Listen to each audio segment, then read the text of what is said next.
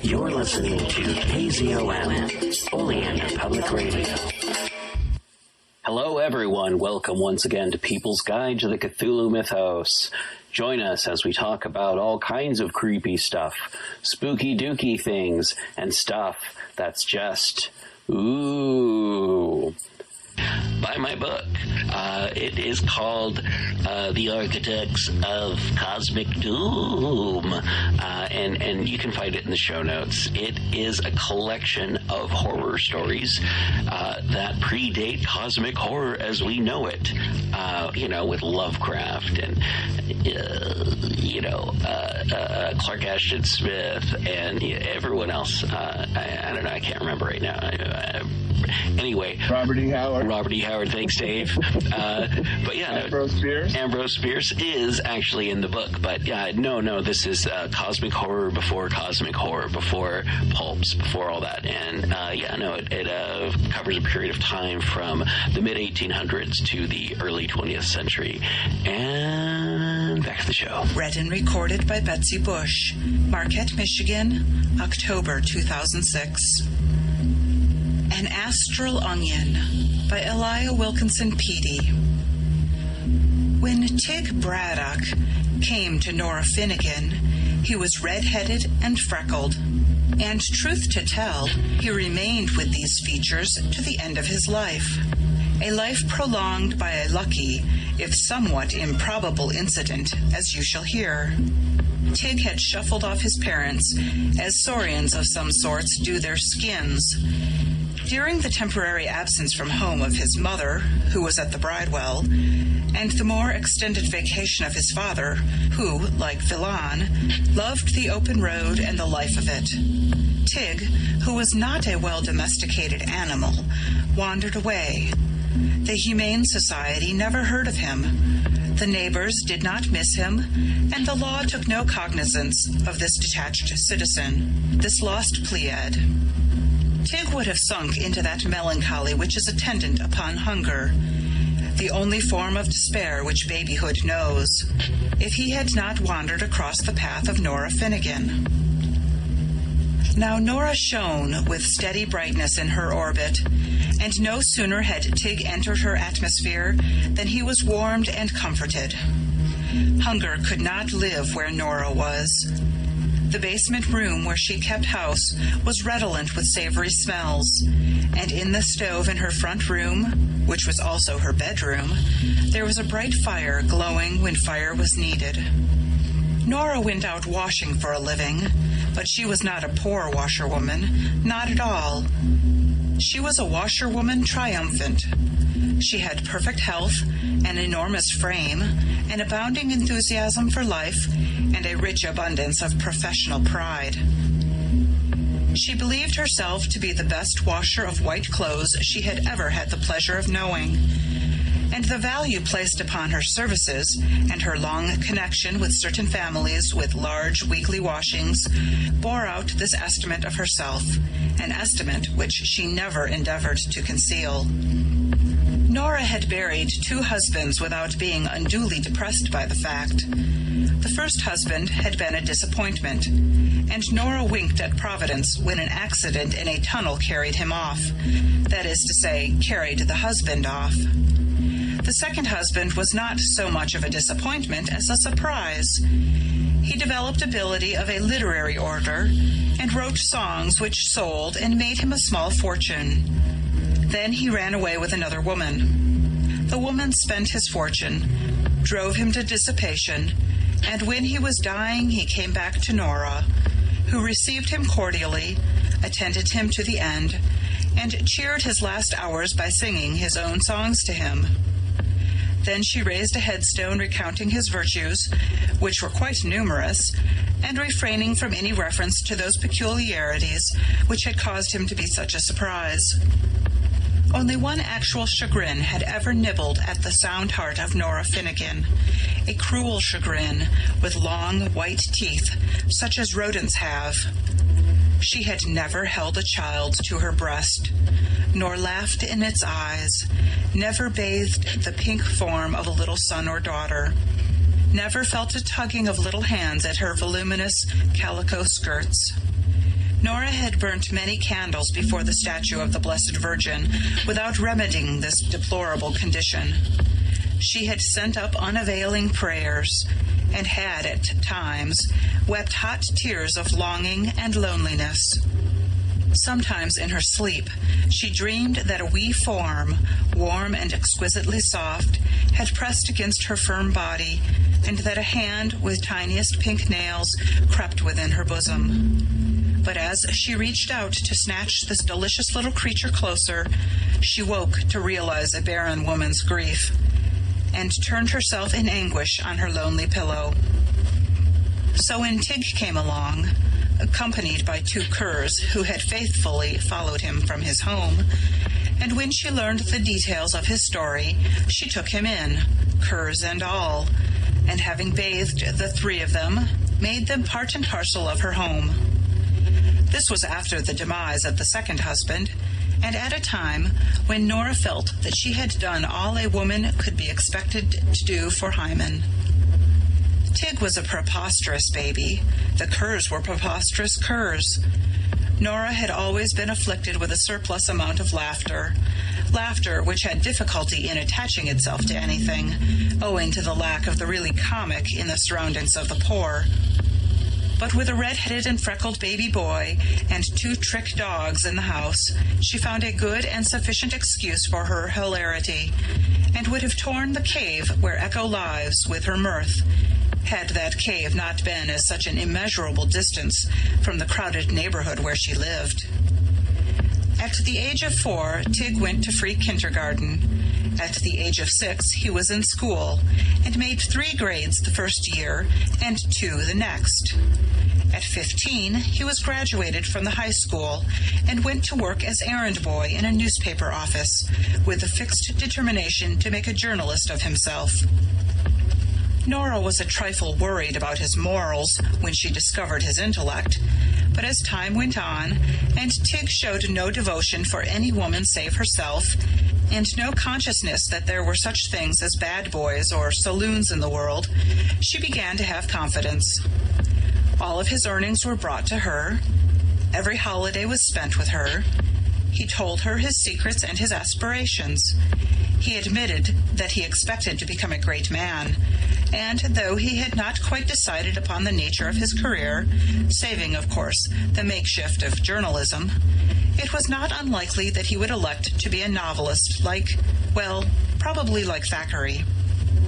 Hope, always a charming creature, put on her most alluring smiles for Tig, and he made her his mistress and feasted on the light of her eyes. Moreover, he was chaperoned, so to speak, by Nora Finnegan, who listened to every line Tig wrote and made a mighty applause, and filled him up with good Irish stew, many-colored as the coat of Joseph, and pungent with the inimitable perfume of the rose of the cellar. Nora Finnegan understood the onion, and used it lovingly. She perceived the difference between the use and abuse of the pleasant and obvious friend of hungry man, and employed it with enthusiasm, but discretion. Thus it came about that whoever ate of her dinners found the meals of other cooks strangely lacking in savor, and remembered with regret the soups and stews and broiled steaks and stuffed chickens of the woman who appreciated the onion. When Nora Finnegan came home with a cold one day, she took it in such a jocular fashion that Tig felt not the least concern about her, and when, 2 days later, she died of pneumonia, he almost thought at first that it must be one of her jokes. She had departed with decision, such as characterized every act of her life, and had made as little trouble for others as possible. When she was dead, the community had the opportunity of discovering the number of her friends. Miserable children with faces which revealed 2 generations of hunger, homeless boys with vicious countenances, miserable wrecks of humanity, women with bloated faces, came to weep over Nora's bier, and to lay a flower there, and to scuttle away, more abjectly lonely than even sin could make them. If the cats and the dogs, the sparrows and horses to which she had shown kindness, could also have attended her funeral, The procession would have been, from a point of numbers, one of the most imposing the city had ever known. Tig used up all their savings to bury her, and the next week, by some peculiar fatality, he had a falling out with the night editor of his paper and was discharged. This sank deep into his sensitive soul, and he swore he would be an underling no longer, which foolish resolution was directly traceable to his hair, the color of which, it will be recollected, was red. Not being an underling, he was obliged to make himself into something else, and he recurred passionately to his old idea of becoming a novelist. He settled down in Nora's basement rooms, went to work on a battered typewriter, did his own cooking, and occasionally pawned something to keep him in food. The environment was calculated to further impress him with the idea of his genius. A certain magazine offered an alluring prize for a short story, and Tig wrote one and rewrote it, making alterations, revisions, annotations, and interlineations which would have reflected credit upon honor acute Balzac himself. Then he wrought altogether with splendid brevity and dramatic force, Tig's own words, and mailed the same. He was convinced he would get the prize. He was just as much convinced of it as Nora Finnegan would have been if she had been with him. So he went about doing more fiction, taking no especial care of himself, and wrapped in rosy dreams, which, not being warm enough for the weather, permitted him to come down with rheumatic fever. He lay alone in his room and suffered such torments as the condemned in rheumatic know, depending on one of Nora's former friends to come in twice a day and keep up the fire for him. This friend was aged 10 and looked like a sparrow who had been in a cyclone. But somewhere inside his bones was a wit which had spelled out devotion.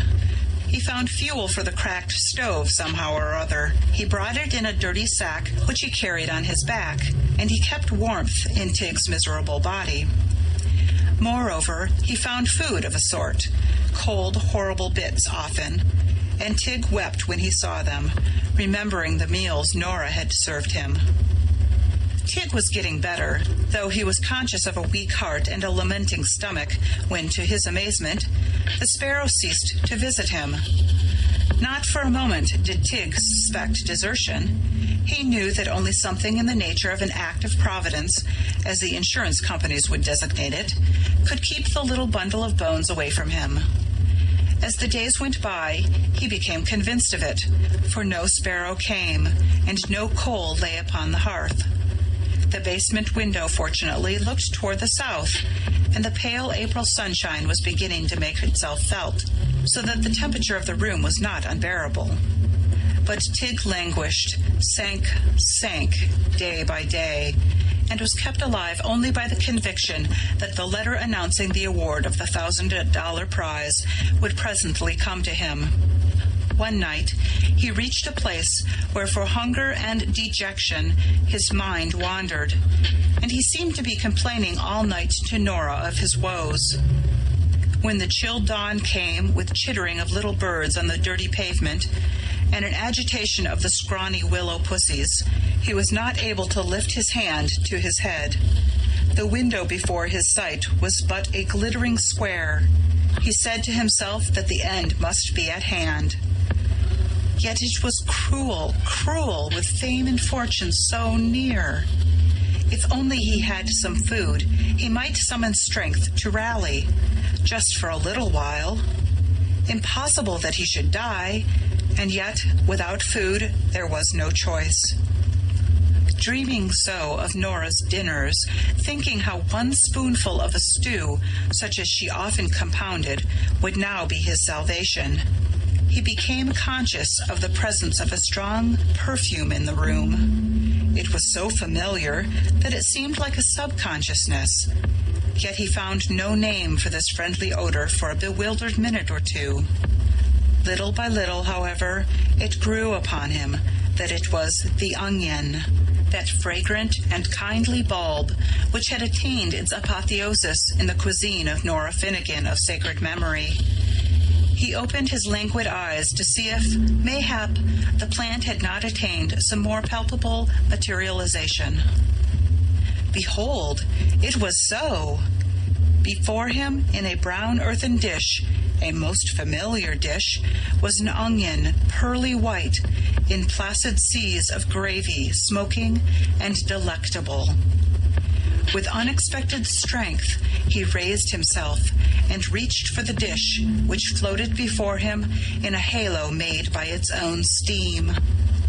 It moved toward him, offered a spoon to his hand, and as he ate, he heard about the room the rustle of Nora Finnegan's starched skirts, and now and then a faint echo of her old-time laugh, such an echo as one may find of the sea in the heart of a shell.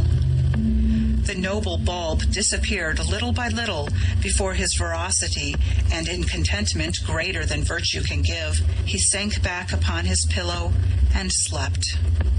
2 hours later, the postman knocked at the door, and receiving no answer, forced his way in. Tig, half awake, saw him enter with no surprise. He felt no surprise when he put a letter in his hand bearing the name of the magazine to which he had sent his short story. He was not even surprised when, tearing it open with suddenly alert hands, he found within the check for the first prize, the check he had expected. All that day, as the April sunlight spread itself upon his floor, he felt his strength grow. Late in the afternoon, the sparrow came back, paler and more bony than ever, and sank breathing hard upon the floor with his sack of coal. "I've been sick," he said, trying to smile. "Terrible sick, but I come as soon as I could." "Build up the fire!" cried Tig in a voice so strong it made the sparrow start, as if a stone had struck him. "Build up the fire and forget you are sick, for by the shade of Nora Finnegan you shall be hungry no more." End of An Astral Onion by Elia Wilkinson Peattie.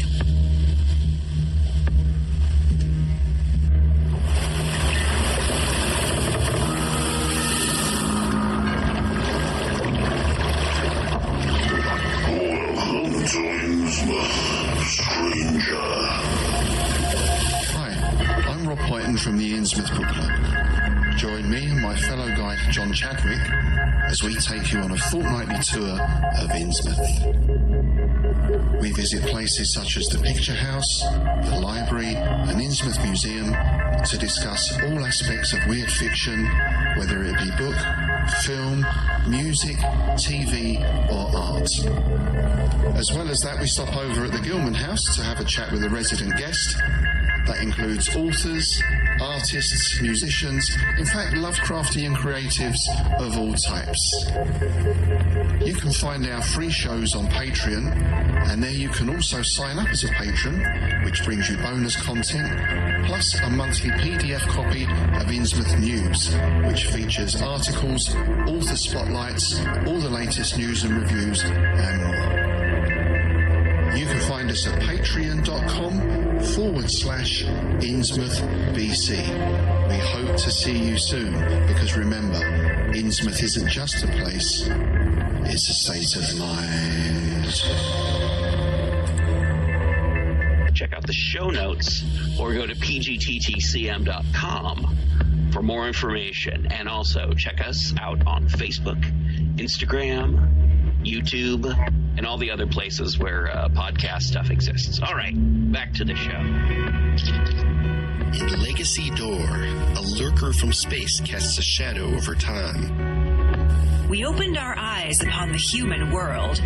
We found ourselves lying on an especially yielding bed in a room displaying scattered relics of their shallow past, tied together by more recently produced items meant to blend with the relics. Typical. A sensitive journalist dreams of unknown lives.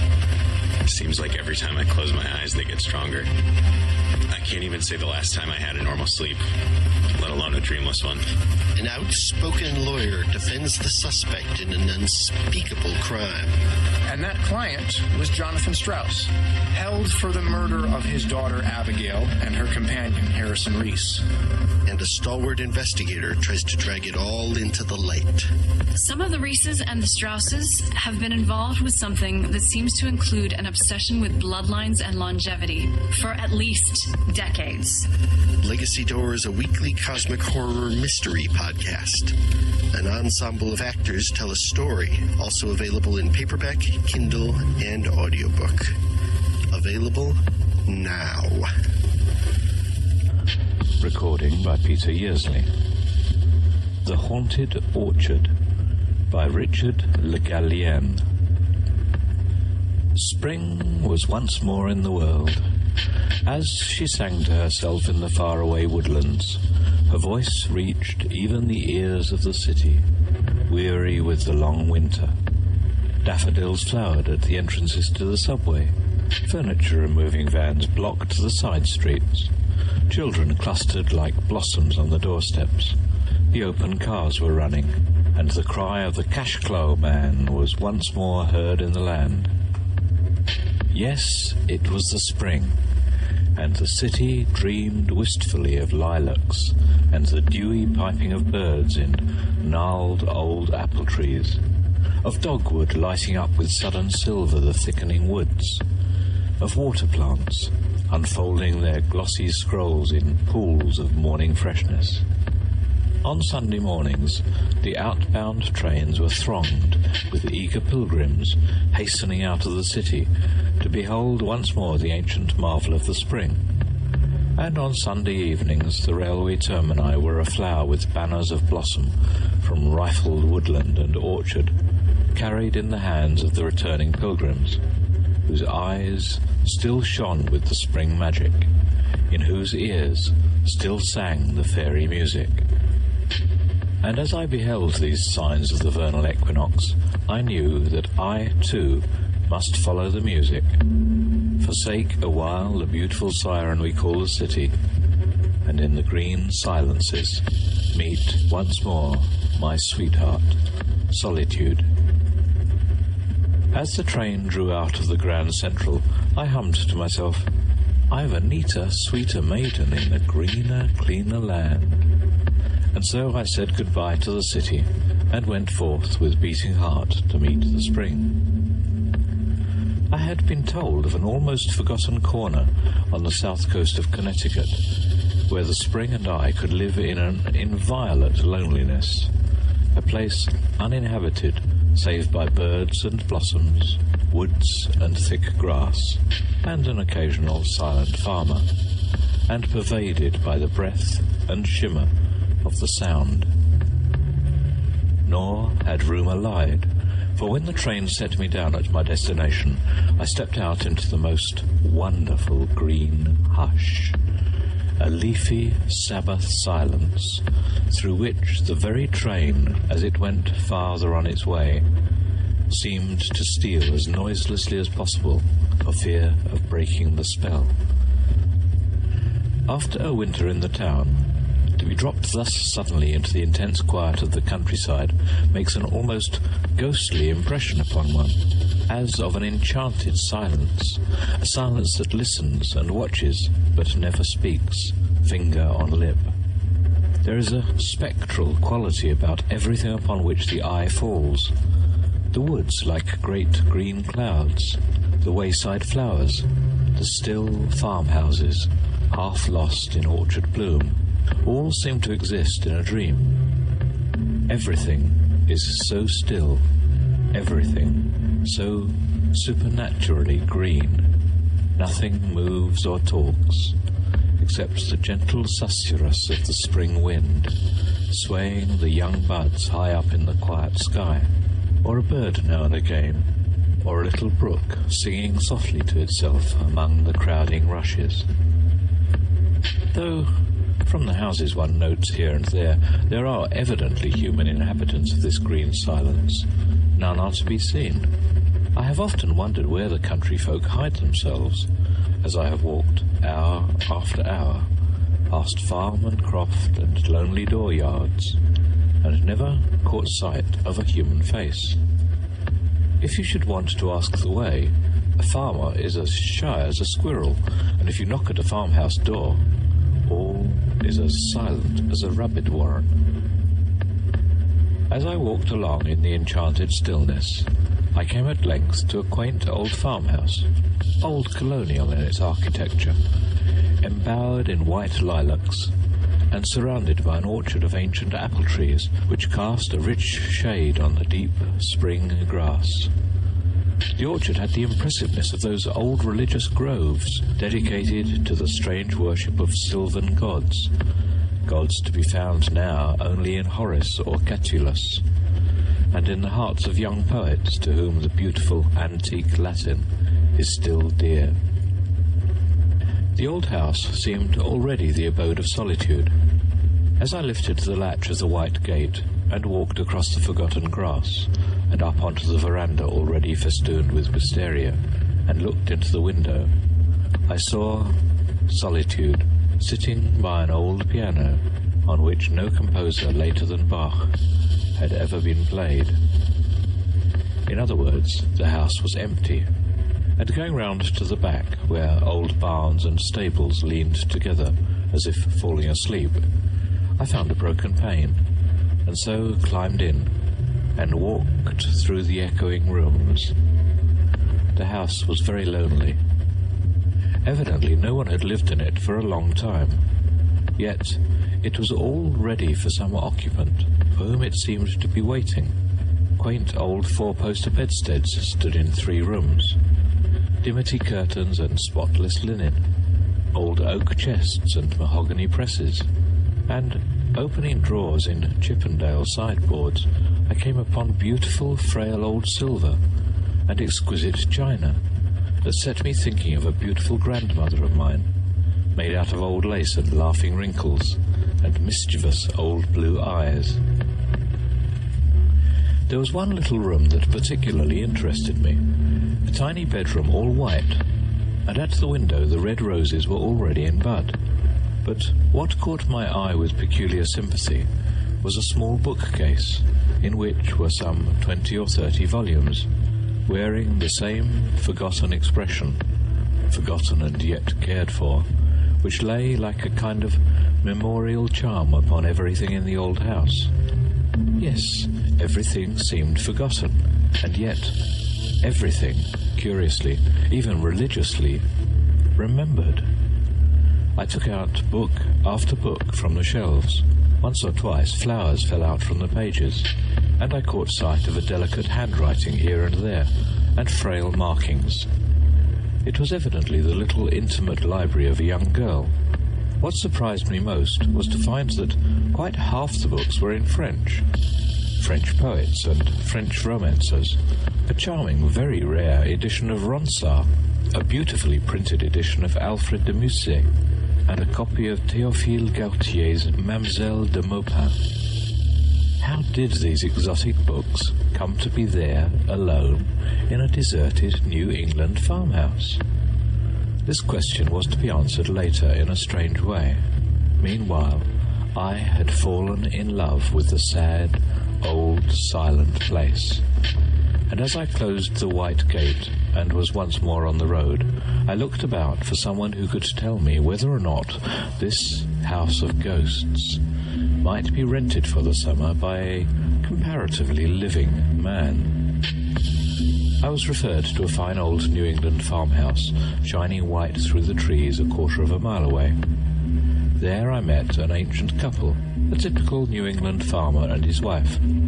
The old man, lean, chin-bearded, with keen grey eyes flickering occasionally with a shrewd humour. The old lady with a kindly old face of the withered apple type, and ruddy. They were evidently prosperous people, but their minds, for some reason I could not at the moment divine, seemed to be divided between their New England desire to drive a hard bargain and their disinclination to let the house at all. Over and over again they spoke of the loneliness of the place. They feared I would find it very lonely. No one had lived in it for a long time, and so on. It seemed to me that afterwards I understood their curious hesitation, but at the moment only regarded it as a part of the circuitous New England method of bargaining. At all events, the rent I offered finally overcame their disinclination, whatever its cause, and so I came into possession for 4 months of that silent old house with the white lilacs and the drowsy barns and the old piano and the strange orchard. And as the summer came on and the year changed its name from May to June, I used to lie under the apple trees in the afternoons, dreamily reading some old book, and through half-sleepy eyelids watching the silken shimmer of the Sound. I had lived in the old house for about a month, when one afternoon a strange thing happened to me. I remember the date well. It was the afternoon of Tuesday, June the 13th. I was reading, or rather dipping here and there, in Burton's Anatomy of Melancholy. As I read, I remember that a little unripe apple, with a petal or two of blossom still clinging to it, fell upon the old yellow page. Then I suppose I must have fallen into a dream, though it seems to me that both my eyes and my ears were wide open, for I suddenly became aware of a beautiful young voice singing, very softly, somewhere among the leaves. The singing was very frail, almost imperceptible, as though it came out of the air. It came and went fitfully, like the elusive fragrance of sweet briar, as though a girl was walking to and fro, dreamily humming to herself in the still afternoon. Yet there was no one to be seen. The orchard had never seemed more lonely. And another fact that struck me as strange was that the words that floated to me out of the aerial music were French, half sad, half gay, snatches of some long-dead singer of old France. I looked about for the origin of the sweet sounds, but in vain. Could it be the birds that were singing in French in this strange orchard?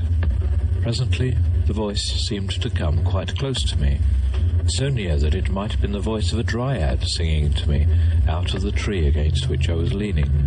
And this time I distinctly caught the words of the sad little song. Chante, rossignol, chante, toi qui as le cœur gai, tu as le cœur à rire, moi je l'ai à pleurer. But though the voice was at my shoulder, I could see no one, and then the singing stopped with what sounded like a sob, and a moment or two later I seemed to hear a sound of sobbing far down the orchard. Then there followed silence, and I was left to ponder on the strange occurrence. Naturally, I decided it was just a daydream between sleeping and waking over the pages of an old book. Yet when next day, and the day after, the invisible singer was in the orchard again, I could not be satisfied with such a mere matter-of-fact explanation. À la claire fontaine, went the voice to and fro through the thick orchard boughs. Mon allant promene, j'ai trouvé aussi belle que je m'y suis banni. Lui, il y a longtemps que je t'aime, jamais je ne t'oublierai.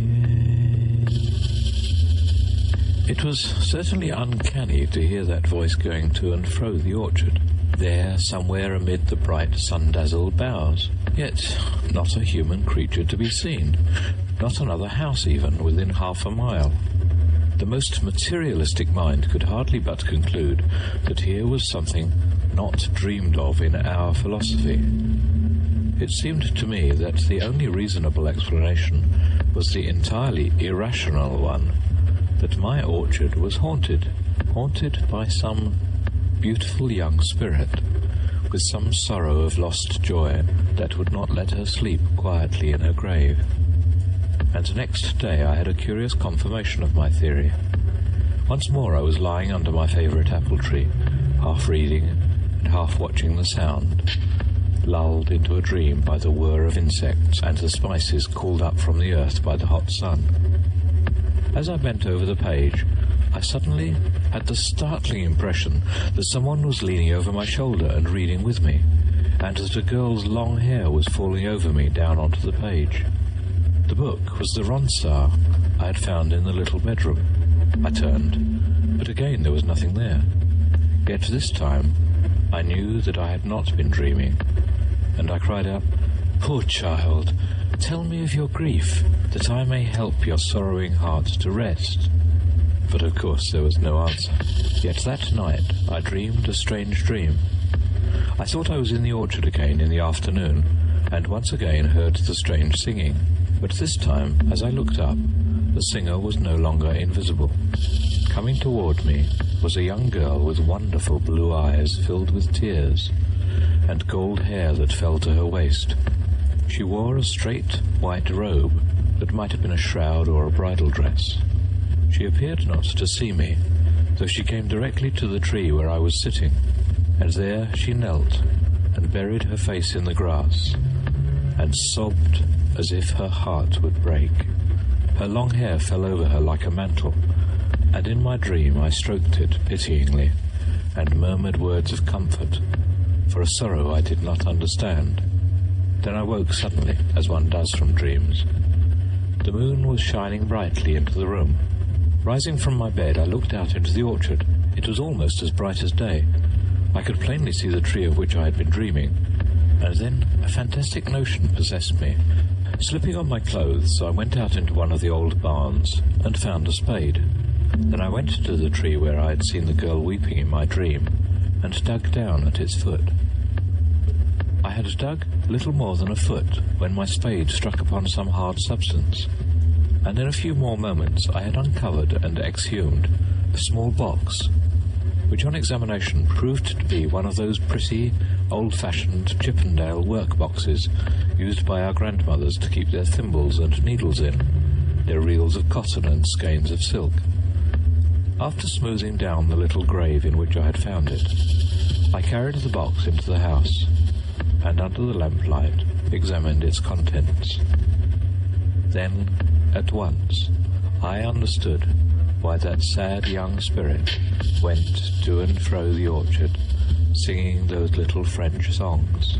For the treasure trove I had found under the apple tree, the buried treasure of an unquiet, suffering soul, proved to be a number of love letters, written mostly in French, in a very picturesque hand. Letters, too, written but some 5 or 6 years before.